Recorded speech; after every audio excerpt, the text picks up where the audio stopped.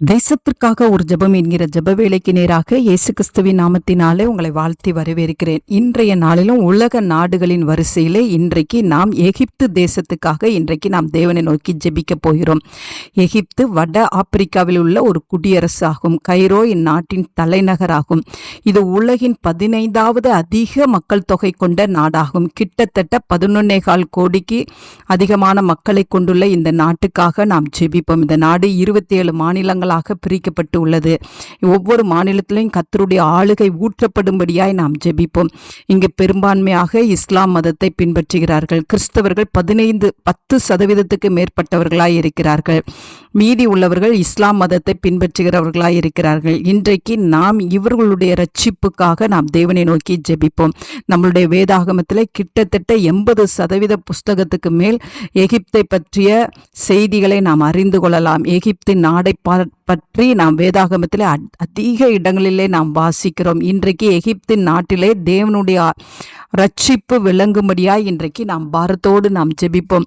கர்த்தரால் படைக்கப்பட்ட அந்த ஜனங்களை தேவன் இன்றைக்கு தம்முடைய இரத்தத்தினாலே மீட்டு விடும்படியாய் நாம் இன்றைக்கு பாரத்தோடு நாம் ஜெபிப்போம். கர்த்தருடைய சுவாசம் அவர்களுக்குள்ளே இருக்கிறது. கர்த்தருடைய ஜீவன் அவர்களுக்குள்ளே இருக்கிறது. அதனால் அவர்கள் தேவ அன்பை ருசிக்கத்தக்கதான கிருபையை கர்த்தர் ஊற்றும்படியாய் இன்றைக்கு நாம் பாரத்தோடு நாம் ஜெபிப்போம். என் கற்பனைகளை கவனித்தாயானால் நல்லமாயிருக்கும் என்ற வார்த்தையின்படி அவர்கள் கிறிஸ்துவின் அன்புக்குள்ளே கடந்து வரவும், பைபிளை வாசிக்கவும், தேவனோடு நடக்கிற கிருபையை கர்த்தர் அந்த எகிப்துல இருக்கிற ஒவ்வொரு மக்களுக்கும் அருளி செய்யும்படியாய், ஒவ்வொரு மக்களும் ரட்சிப்படையும்படியாய் நாம் இன்றைக்கு பாரத்தோடு நாம் ஜெபிப்போம். நாம் யாவரும் கண்களை மூடி தேவனை நோக்கி பார்ப்போம். எங்களை நேசிக்கிறதான நல்ல தகப்பனே, இந்த நாளுக்காக ஸ்தோத்திரம் ஆண்டவரே. ஆண்டவரே, எகிப்து தேசத்துக்காக நாங்கள் தேவனை நோக்கி வருகிறோம் சுவாமி. ஆண்டவரே, உமக்கு ஸ்தோத்திரம் ஆண்டவரே. கர்த்தர் ஆண்டவரே, அந்த இடத்துல நீங்க வளர்ந்தீங்க ஆண்டவரே. சிறு பிள்ளையாய் இருக்கும் பொழுது கர்த்தர் அந்த தேசத்தை கர்த்தர் இந்த நாளில் நினைவு கூர்ந்து அந்த தேசத்துல ஒவ்வொரு ஜனங்களையும் ரட்சிக்கும்படியாய் ஜெபிக்கிறேன். ஒவ்வொருவரும் கிறிஸ்துவின் அன்புக்குள்ள கடந்து வர கர்த்தர் உதவி செய்யுங்க ஆண்டவரே. உமக்கு ஸ்தோத்திரம். கிட்டத்தட்ட 11.25 கோடிக்கு அதிகமாயிருக்கிற மக்கள் மீது கல்வாரின் ரத்தம் தெளிக்கப்படட்டும் ஆண்டவரே. மெய் தேவனாகிய இயேசு கிறிஸ்துவின் இடத்துல திரும்புகிற பாக்கியத்தை கர்த்தர் கட்டளையிடும்படியாய் ஜெபிக்கிறேன் சுவாமி. அங்குள்ள திருச்சபைகளுக்குள்ளே ஒரு பெரிய எழுப்புதலை தாங்க ஆண்டவரே. அங்குள்ள மக்களுக்குள்ளே நல்ல ஒரு மனம் திரும்புதலை கர்த்தர் கட்டளையிடுங்க. எல்லா பாவங்களிலிருந்து விடுதலையாக்கப்படட்டும் ஆண்டவரே.